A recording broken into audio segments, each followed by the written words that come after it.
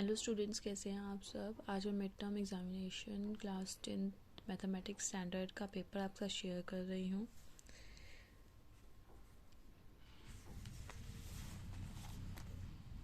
Part B, इसके पहले का पार्ट ए और केस स्टडीज़ मैंने अपने प्रीवियस वीडियोस में अपलोड कर दिया, आप वहाँ से देख सकते हैं।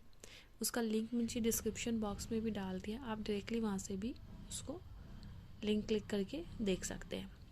Next part B, filling the blanks है। If a pair of linear equation is inconsistent होता है then the lines representing these equations की लाइंस क्या होती हैं, पैरेलल होती हैं, जैसा कि आपको पता ही है। अगर triangle A B C and D E F ratio है ए बी अपॉन में D E and B C upon में एफ डी, ध्यान रखें एफ डी आएगा, यानी बी किसके इक्वल होगा, तो यहाँ पे भी डी है और यहाँ पे भी डी है, तो B is equal to D के इक्वल होगा। If alpha and beta zeroes है then the value of 1 upon में अल्फा एंड 1 अपॉन में बीटा की वैल्यूज़ क्या होंगी, पहले का पैरेलल, नेक्स्ट का डी। अगर फिर हमने अल्फ़ा प्लस बीटा निकाला जो कि माइनस बी अपॉन में होता है, माइनस ऑफ माइनस 4 हो गया, अल्फ़ा बीटा सी अपॉन में होता है यानी 2 आ गया, क्योंकि यहाँ पे ए कितना है हमारा 1, बी -4 एंड सी 2। हमें 1 अपॉन में अल्फ़ा प्लस 1 अपॉन में बीटा की वैल्यू निकालनी है, एलसीएम लेंगे alpha beta, beta plus alpha and alpha plus beta same होता है, तो अल्फ़ा प्लस बीटा 4 है, अल्फ़ा बीटा 2 है, कट गया तो 2 आ गया हमारा आंसर। नेक्स्ट में पूछा गया था median of first 10 prime numbers, पहले 10 प्राइम नंबर्स का मीडियन निकालना है, तो प्राइम नंबर्स कितने हो गए 2 3 5 7 11 13 17 19 एंड 23, एन कितना हो गया 10, इवन है। इवन में मीडियन का फॉर्मूला क्या होता है, एन अपॉन में 2th term plus N upon में 2 प्लस 1th टर्म अपॉन में 2, एन कितना है 10, 10 अपॉन में 2, 5th टर्म 10 अपॉन में 2 plus 1, 5th plus 1 6th observation upon में 2, 1 2 3 4 5 5 13 है, 5 11 है, 6 13 है, तो 11 प्लस 13 अपॉन में 2 सॉल्व करेंगे तो 12 आ गया।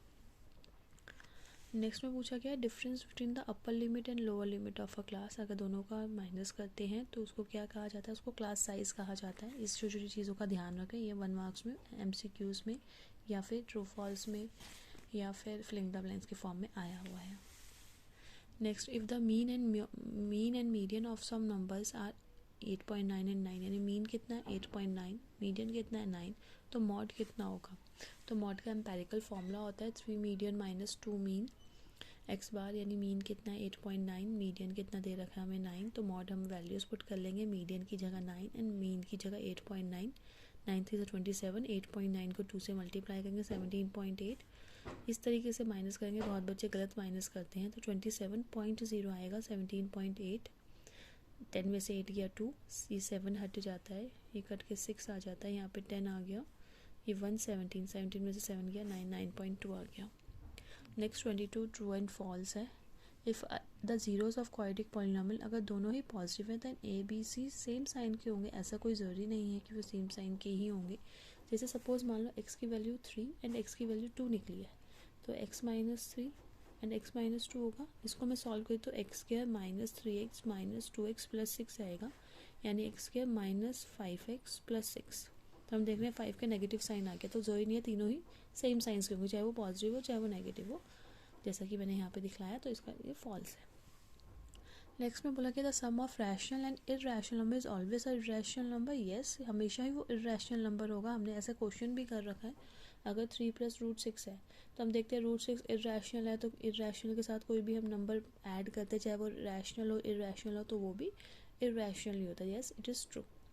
नेक्स्ट में हमें बताना है इरैशनल नंबर है, तो फॉल्स है, इरैशनल नंबर नहीं है। कैसे, मैंने √63 है, 63 + √28 अपॉन में √7, 63 के फैक्टर होंगे 7 9 सा होता है, 9 का जो रूट निकलेगा वो 3 आ जाता है, 3 3 सा 9 होता है, तो 3 बाहर निकल जाएगा। ऐसे ही 7 4 सा 28 होता है, 4 के 2 × 2 होता है, 2 बाहर निकल गया, √7 आ गया, तो 3 + 2 5 √7, √7 से √7 कट गया, तो 5 इज़ अ रैशनल नंबर, तो ये इरैशनल नंबर बोला गया तो गलत है।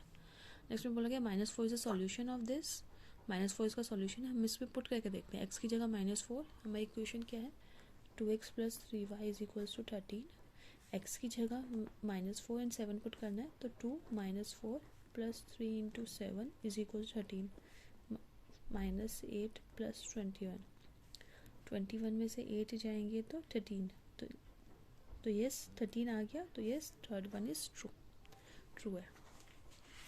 नेक्स्ट फोर्थ के अंदर बोला गया है अगर ए बी सी में डी ई पैरेलल है बी सी के तो ए डी अपॉन में B D is equals to A E upon में C, yes true by B P T theorem. Next में बोला गया the pair of equations has a unique solution. हम देख रहे हैं 3 अपॉन में 3 1 आ गया, 2 अपॉन में 4 1 अपॉन में 2 आ गया, यानी ए वन अपॉन में A two is not equal to B one upon में बी टू है, तो yes it is a unique solution. जैसे कि मैं एक बार करके दिखा देती हूँ। 3x plus 2y is equals to 9 है, 3x plus 4y is equals to 5 है, तो 3 अपॉन में 3 1 आ गया एंड 2 अपॉन में 4 1 अपॉन में 2 आ गया, यानी 1 is not equal to 1 upon में 2, तो yes it is a unique solution. Next में बोला गया कॉसेक थीटा 1 अपॉन में x है एंड सेक थीटा y है, हमें कॉट थीटा की वैल्यू फाइंड आउट करनी है। कॉसेक थीटा 1 अपॉन में x है तो कॉसेक का फॉर्मूला होता है 1 अपॉन में साइन थीटा, 1 अपॉन में x तो x साइन थीटा आ गया। ऐसे ही सेक थीटा 1 अपॉन में कॉस थीटा तो कॉस थीटा 1 अपॉन में y आ गया। कॉट थीटा कितना होता है कॉस अपॉन में साइन होता है, कॉस थीटा की वैल्यू 1 अपॉन में y, साइन थीटा की x तो 1 अपॉन में x y इसका आंसर आ गया। नेक्स्ट और पे क्या बोला गया है sec square T A 1 plus sine A 1 minus sine A is equals to P है, तो p की वैल्यू हमें फाइंड आउट करनी है। तो सेक स्क्वायर है 1 plus sine A 1 minus sine A, यानी a plus B A minus B कितना होता है A square minus B square, तो 1 माइनस साइन स्क्वायर है इज इक्वल्स टू पी है, तो 1 माइनस साइन स्क्वायर है कॉस स्क्वायर होता है, सेक स्क्वायर ए की वैल्यू 1 अपॉन में कॉस स्क्वायर होती है, कॉस स्क्वायर से कॉस स्क्वायर कट गया, p की वैल्यू 1 आ गई, यानी p की वैल्यू हमारी 1 आ गई। नेक्स्ट में बोला गया है calculate the distance between the points, हमें इन दोनों पॉइंट्स के बीच का डिस्टेंस फाइंड आउट करना है।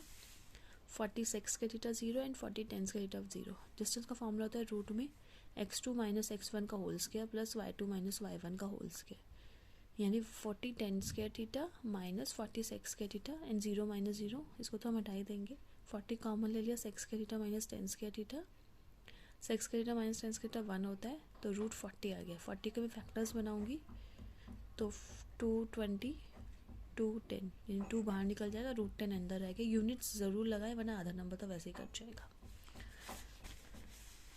नेक्स्ट में बोला गया find the distance of -5 7 from the x axis से। अभी एक्स एक्सिस से हमें निकालना तो जो y है वो उसका डिस्टेंस होता है, यानी हमारा कितना हो गया 7। और यही y एक्सिस का पूछा गया होता तो x का निकलता -5। नेक्स्ट में पूछा गया can 6n end with digit 0 give reason. No 6n can not end with 0 क्योंकि 9 है, सॉरी 6 नहीं है 9 है, 9n एंड विद डिजिट 0 क्योंकि 9n का जब मैं फैक्टर में 3 into 3 बन रहा है तो it can not end with 0 because it does not have 2 and 5। अगर यहाँ पे 2 and 5 होता तो वो एंड विद 0 होता। नेक्स्ट में बोला गया है if length of arc of a sector of a circle of radius 24.2 centimetre is 5.5 centimetre. एक लेंथ है सेक्टर ऑफ सर्कल की जिसकी रेडियस इतनी है, लेंथ ऑफ एन आर्क 5.5 है, हमें सेंट्रल एंगल निकालना है उस सेक्टर का, यानी आर कितना है 4.2 सेंटीमीटर, लेंथ ऑफ आर्क कितनी है 5.5। लेंथ ऑफ आर्क का फॉर्मूला होता है theta by 360 2 pi R. Length of arc 5.5, theta की वैल्यू जो है हमारी निकालनी है हमें अपॉन में 360 2 पाई की 2/7, आर इज़ 4.2 सेंटीमीटर। सब वैल्यूज़ इधर लेगा, सॉल्व करा मेरा थीटा 5 × 15 75 डिग्री आ गया। इसको आप सॉल्व करके देख लेना। नेक्स्ट में find the area of circle if area of quadrant is given. ये थोड़ा सा क्वेश्चन आप देखिए, इसके अंदर एरिया ऑफ क्वाड्रेंट 13.5 है। एरिया ऑफ क्वाड्रेंट का फॉर्मूला होता है 1/4 पाई आर स्क्वायर। यहाँ पे पाई की वैल्यू ना पुट करें क्योंकि मैंने पहले पाई की वैल्यू पुट करी तो मेरा आंसर नहीं निकला था, क्योंकि आगे सॉल्व ही नहीं हो रहा है। क्योंकि मुझे एरिया ऑफ सर्कल निकालना है तो पाई आर स्क्वायर तो मुझे चाहिए ही चाहिए। 13.5 ये इंटू 4 कर दो, easiest calculation area of circle 54। इधर पाई की वैल्यू ना पुट करें। ये वाला क्वेश्चन अच्छा लगा मुझे थोड़ा सा।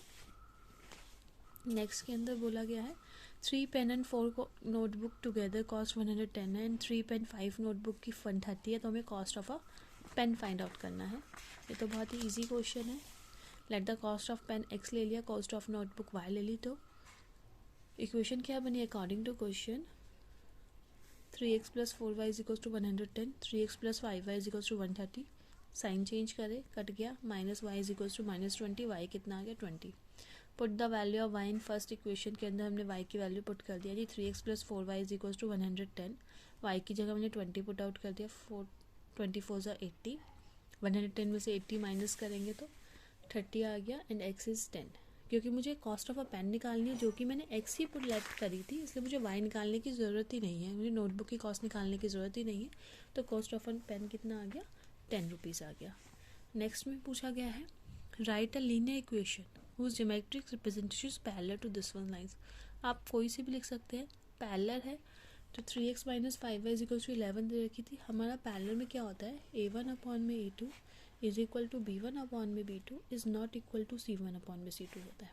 यानी 3 का मैंने ट्वाइस कर दिया 6, 5 का भी ट्वाइस कर दिया 10, बट इधर मैं ट्वाइस नहीं करूँगी क्योंकि अगर ट्वाइस कर दूँगी तो ये इक्वल हो जाएगा। तो यहाँ पे चाहे आप थ्राइस कर दीजिए, चाहे 4 टाइम्स कर दीजिए, या कोई और नंबर लिख दीजिए, ठीक है।